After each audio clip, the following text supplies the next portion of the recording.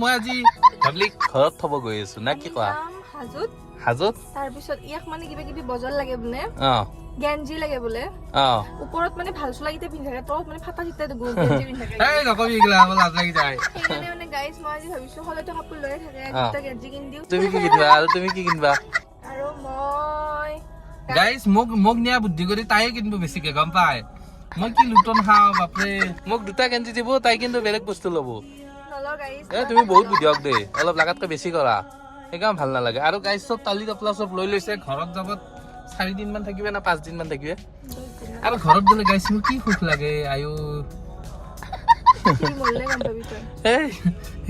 বহুত ফালতু কথা এই যদি ঘৰত যায় মোৰ বিৰাট দুখ লাগে মানে কি ধৰি লওক